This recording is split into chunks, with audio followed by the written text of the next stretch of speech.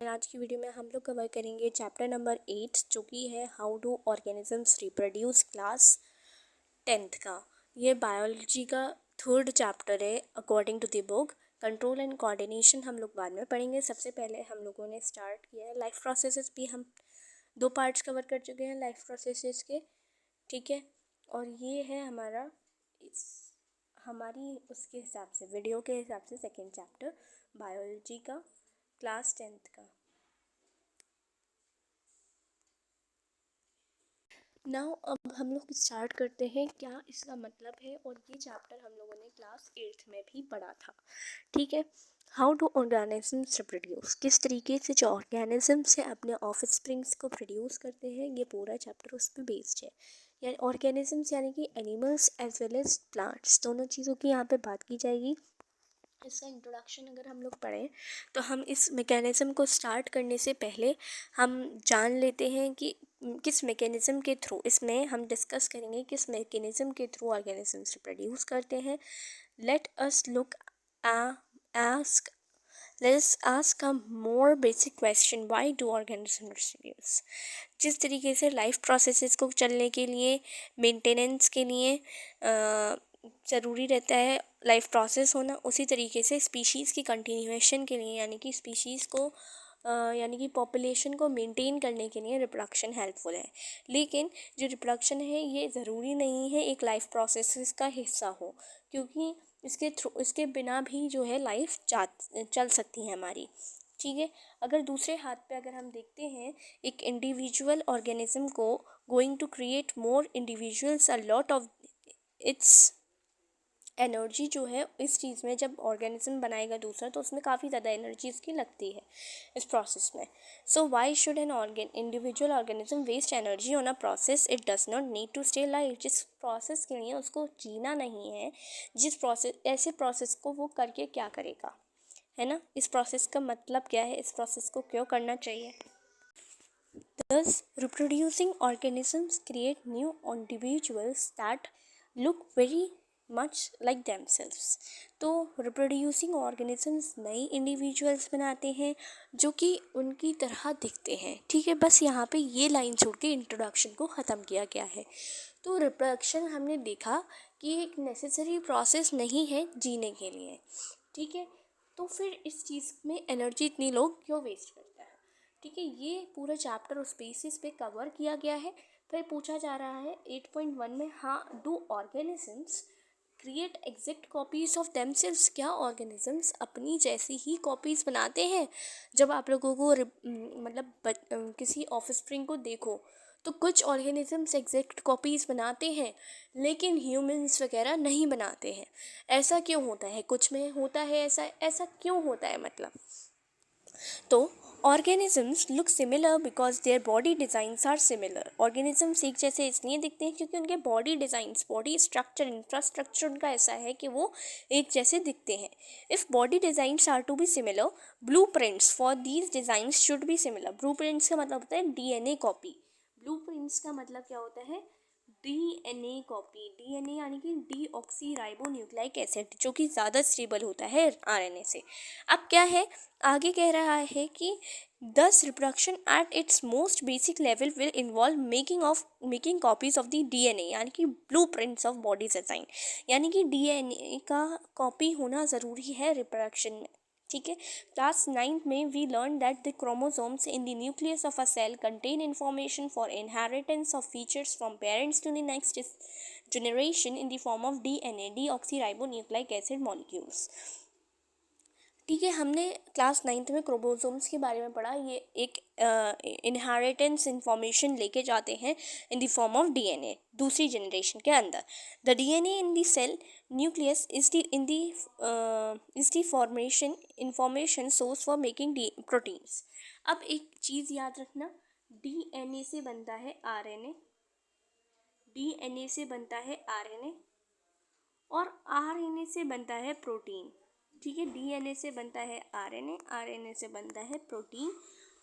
और यहाँ पे आपको एनसीईआरटी में डायरेक्ट बता दिया है कि डीएनए से प्रोटीन बनाया जाता है, लेकिन डीएनए से पहले फॉर्मेशन आरएनए का होता है, आरएनए से प्रोटीन का होता है। इस वाले प्रोसेस को हम ट्रांसक्रिप्शन बोलते हैं और आरएनए से प्रोटीन बनने को ट्रांसलेशन बोलते हैं, ठीक है।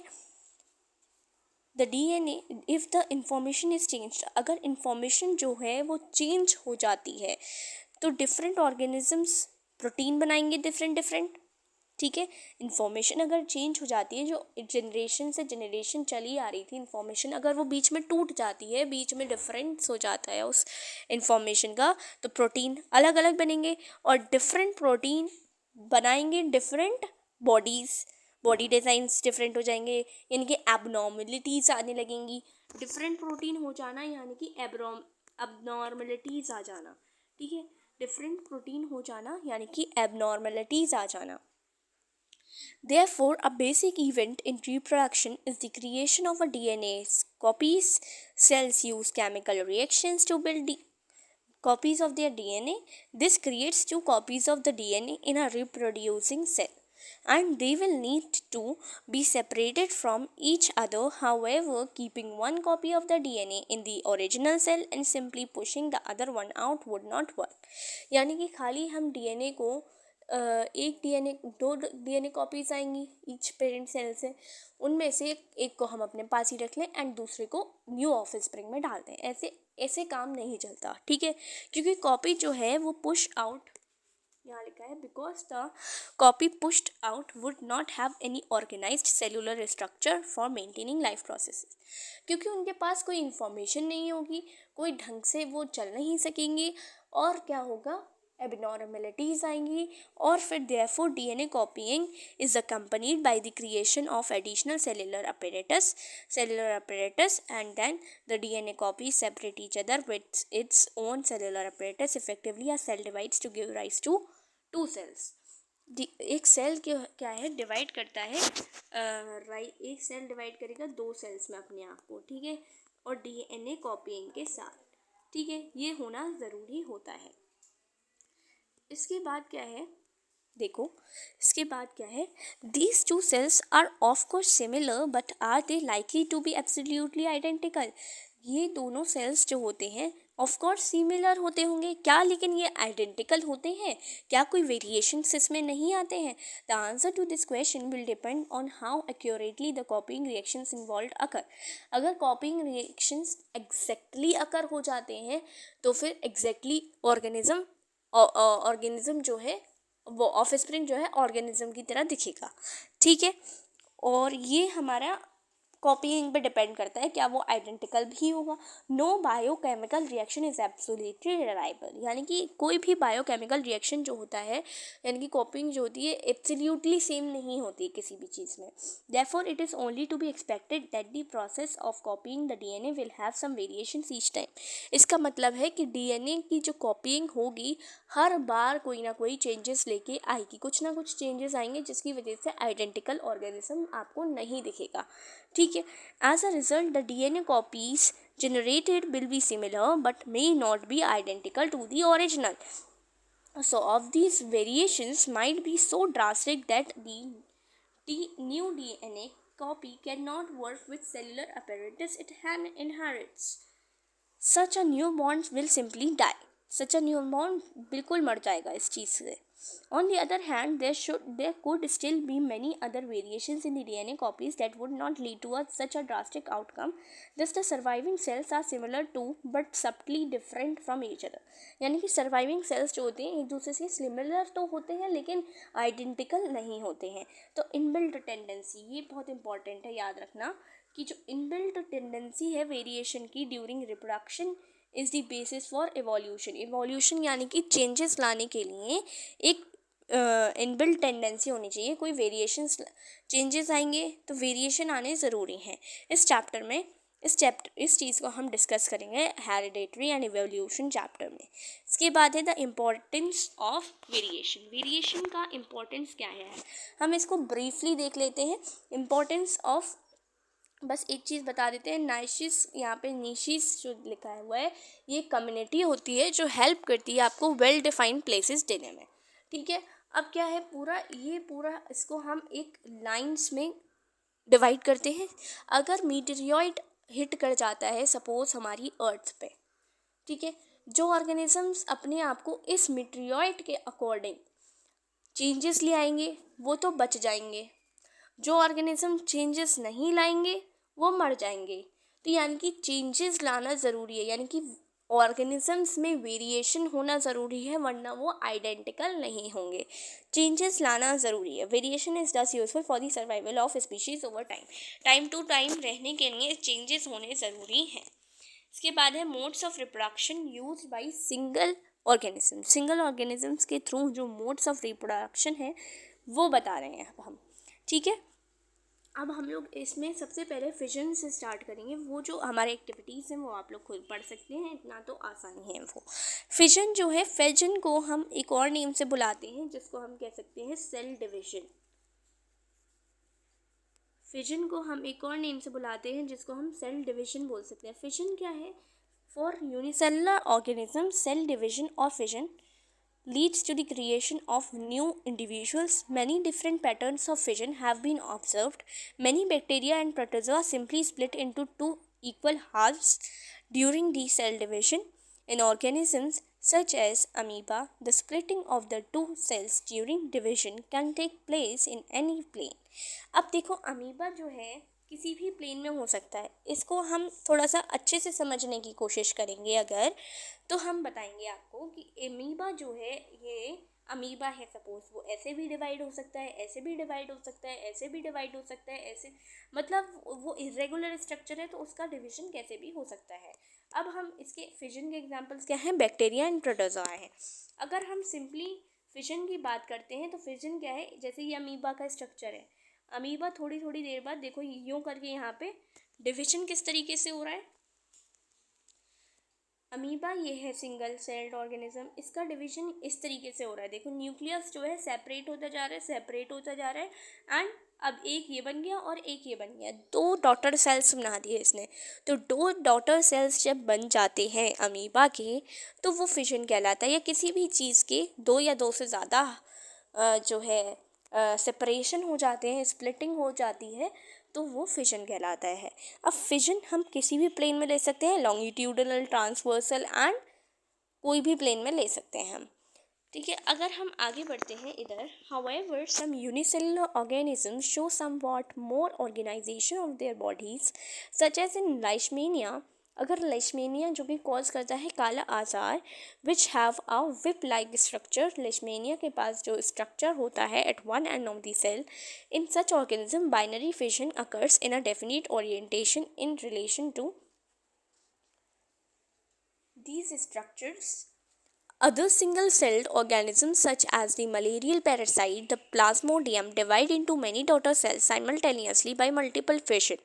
Yeast, on the other hand, can put out small buds that separate and grow further, as we saw in activity 8.1. अब अगर हम बात करते हैं लाइशमेनिया की, सबसे पहले तो अगर हम लाइशमेनिया की बात करते हैं, ये बाइनरी फिजन के थ्रू अकर होता है। बाइनरी फिजन वो वाला फिजन होता है जिसमें बॉडी जो है अपने आप को दो में स्प्लिट कर लेती है, जैसे अमीबा है और लाइशमेनिया, दोनों ही एग्जाम्पल्स आपके बाइनरी फिजन के हैं। अगर हम बात करते हैं प्लाज्मोडियम की, जो इस पेज पे लिखा हुआ है, प्लाज्मोडियम की अगर हम बात करते हैं तो वो मल्टीपल फिजन बनाता है। ठीक है, मल्टीपल फिजन इसमें क्रिएट होता है। मल्टीपल फिजन क्या होता है? जब कोई अनफेवरेबल कंडीशन आ जाती है अमीबा के अंदर या फिर प्लाज्मोडियम के अंदर, किसी भी स्ट्रक्चर के अंदर, तो वो 3 लेयर बना लेता है अपने ऊपर। जैसे ये एक लेयर बनाई हुई दिखाई हुई है आपको, लेकिन ऐसी ही 3 लेयर इसमें बन जाती हैं सर्कल टाइप्स में। उस 3 लेयर्स को इसलिए बनाया जाता है जिससे प्रोटेक्शन दे सके, क्योंकि अनफेवरेबल कंडीशन है। ठीक है, और इन तीनों लेयर के फॉर्मेशन को एनसिस्टेशन बोलते हैं। ठीक है, अब क्या होता है, जो फेवरेबल कंडीशन आ जाती है तो ये लेयर टूट जाती है और जो स्पोर्स यानी कि जो अंदर स्पोरियोलेशन के प्रोसेस के थ्रू जो नई नई बॉडीज़ प्लाज्मोडियम की स्मॉल बॉडीज़ निकलेंगी वो निकल जाती हैं। ठीक है, स्पोरियोलेशन के थ्रू। इसके बाद अगर हम बात करते हैं फ्रेगमेंटेशन की, fragmentation in multicellular organisms which relatively simple body organization, simple reproduction methods can still work. तो अब मल्टी सेलुलर ऑर्गेनिजम्स में सिंपल बॉडी ऑर्गेनाइजेशन अब क्या होता है, स्पायरोजाइरा का अगर हम एग्जांपल देते हैं तो मैच्योरेशन के टाइम पे स्पायरोजाइरा क्या होता है, देखो अगर इस तरीके का स्ट्रक्चर है स्पायरोजाइरा सपोज, ठीक है, इस तरीके का स्ट्रक्चर है, तो ये क्या करता है, अपने आप को 3 में स्प्लिट कर लेगा या फिर 4 में स्प्लिट कर लेगा और एग्जैक्ट कॉपीज बना लेगा, यानी कि क्या बनाएगा, ये फ्रेगमेंट्स बना रहा है, छोटे छोटे अपने आप को फ्रेगमेंट्स बना रहा है ये, ठीक है, छोटे छोटे फ्रेगमेंट्स में अपने आप को ये बांट लेता है। इसके बाद अगर हम कहते हैं कि इसके बारे में कि तो ये एक ट्रू मल्टी सेलुलर ऑर्गेनिज्म नहीं होता, हर ट्रू मल्टी सेलुलर ऑर्गेनिज्म के लिए ये ट्रू नहीं है, ये simply divide cell by cell नहीं हो सकता है। The reason is that many multi cellular organisms as we have seen are not simply a random collection of cells. Specialized cells are organized as tissues and tissues are organized into organs which they have to be placed at a definite positions in the body. In such a carefully organization situation, cell by cell division would be impartial. Multicellular organisms therefore need to use more complex ways of reproduction. अब देखो unicellular organisms में ये छोटा सा step तो हम कर सकते हैं, लेकिन मल्टी सेलुलर ऑर्गेनिज्म एक बड़ी कॉम्प्लेक्स स्ट्रक्चर की ऑर्गेनिज्म है, इसलिए इसमें रिप्रोडक्शन करा जाता है, ठीक है। अब basic strategy used in multi cellular organisms is that different cells types perform different specialised function, यानी कि मल्टी सेलुलर ऑर्गेनिजम्स में डिफरेंट सेल टाइप्स जो होते हैं डिफरेंट स्पेशलाइज्ड फंक्शन यूज़ करते हैं।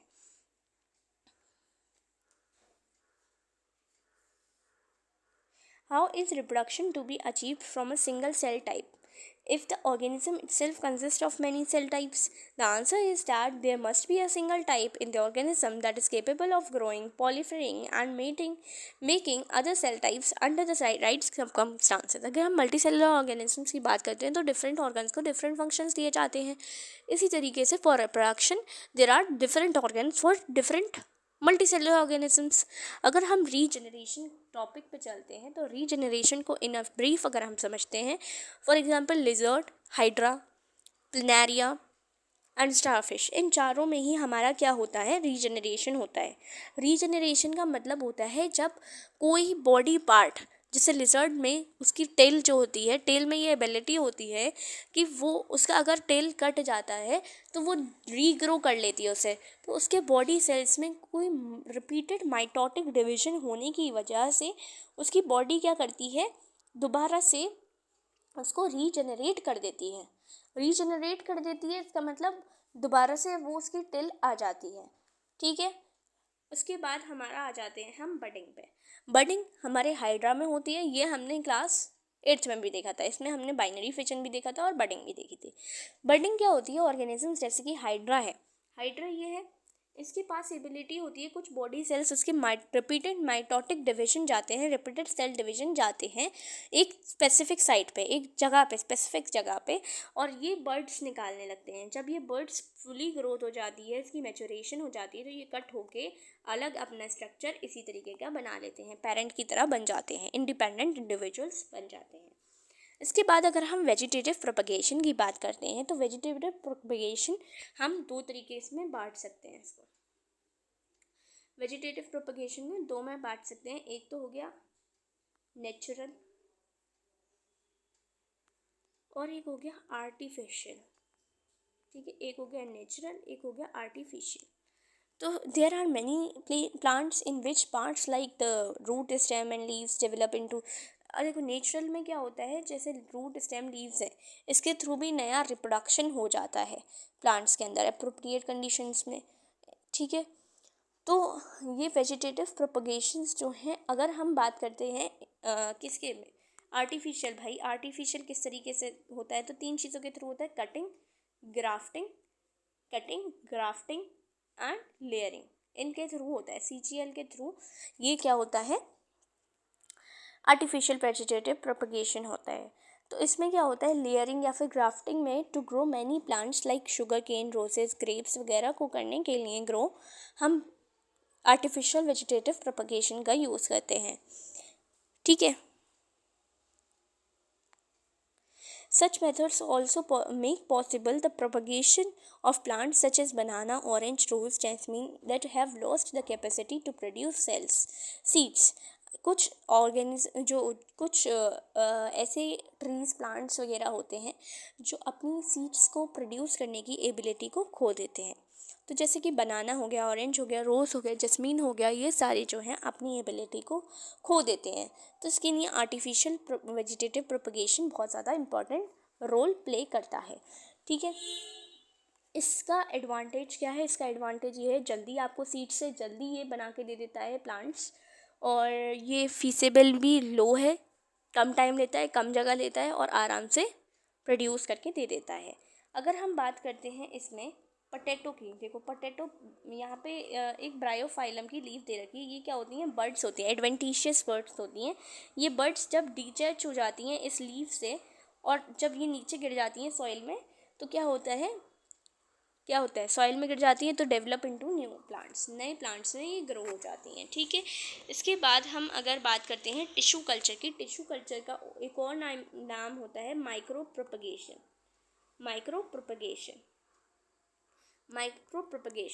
अब इसको हम अगर ब्रीफ में देखते हैं तो टिश्यू लिया जाता है किसी भी प्लांट का। ठीक है, ये एक टिश्यू है। कोई भी प्लांट पार्ट ले लो, किसी भी प्लांट पार्ट को अगर हम लीफ ले रहे हैं सपोज, तो लीफ का हमने एक टिश्यू ले लिया ये। ठीक है, अब ठीक है, अब ये टिश्यू क्या करा जाएगा? एसेप्टिक मीडियम में डाला जाएगा। ठीक है, एसेप्टिक मीडियम में जब ये टिश्यू को डाला जाता है, एसेप्टिक मीडियम कैसा होता है? जिसमें कोई भी पैथोजन फ्री होता है, डिस्टिल्ड वाटर होता है इसके अंदर। ठीक है, डिस्टिल्ड सोल्यूशन होता है ये एक। ठीक है, ये अपने आप को फॉर्म कर लेता है, इसमें जब चला जाता है ये, तो ये कैलस में फॉर्म कर लेता है अपने आप। ठीक है, इसके बाद क्या होता है? जब ये कैलस में फॉर्म हो जाता है, कैलस यानी कि मतलब अब इसमें प्रोटीन्स भी आ जाएंगे, इसमें कोई डिसीज़ नहीं होगी, कोई पैथोजन नहीं होगा, कोई डिसीज़ हार्मिंग ऑर्गन नहीं होगा। अब इसको हम एक और ट्यूब में डालते हैं जिसमें कैलस को ले जा के इसमें डाल दिया जाता है और वो फाइनली एक प्लांट हमें दे देता है बना के। और ये हमारा कैसा होता है? बहुत चीप होता है, ये आर्टिफिशियली ये बनाया जाता है। कैलस ट्रांसफ़र किया जाता है अनदर मीडियम में और हार्मोन्स फॉर ग्रोथ वगैरह वो प्रोड्यूस करता है और लास्ट में प्लांटलेट्स बना के दे देता है, जो कि डिसीज़ फ्री होता है। और इसको करने के लिए हम ज़्यादातर ऑर्नामेंटल प्लांट्स का यूज़ करते हैं। ठीक है, अब स्पोर फॉर्मेशन, लास्ट टॉपिक है हमारा एसेक्सुअल का। स्पोर फॉर्मेशन किस तरीके से किया जाता है? ठीक है, स्पोर्ट्स हम अगर बात करते हैं किसी फंजाई में है, फंजाई रिजोपस किसी का भी ले लेते हैं। सपोज एक हाइफी है, hyphae structural and functional unit of fungi. तो ये हाइफी क्या करेगा? अपने आप को कन्वर्ट करने लगता है एक फ्रूटिंग बॉडी में, माइसीलियम में। अब ये जो फ्रूटिंग बॉडी है, यहाँ ये स्पोरेंजियम बन गया। स्पोरेंजेनेसिस के थ्रू यहाँ से स्पोर्स निकाल देता है। ठीक है, यही क्या कहलाती है? स्पोर फॉर्मेशन कहलाती है। Rhizopus, the spores are covered by thick walls, protect them until they come out into the contact can begin. Now अब हम आगे बढ़ते हैं। All the modes of reproduction that we have studied so far, अभी तक जो हमने पढ़े वो एसेक्सुअल रिप्रोडक्शन है, यानी कि सिंगल इंडिविजुअल के थ्रू ग्रो हुए हैं, ना इसमें कोई मेल है ना ही इसमें कोई फीमेल पोर्शन है। अगर हम अब जो नेक्स्ट पार्ट में हम कवर करेंगे वो सेक्सुअल रिप्रोडक्शन है। ये पार्ट 1 हमने कवर कर लिया है। Thanks for watching, bye bye.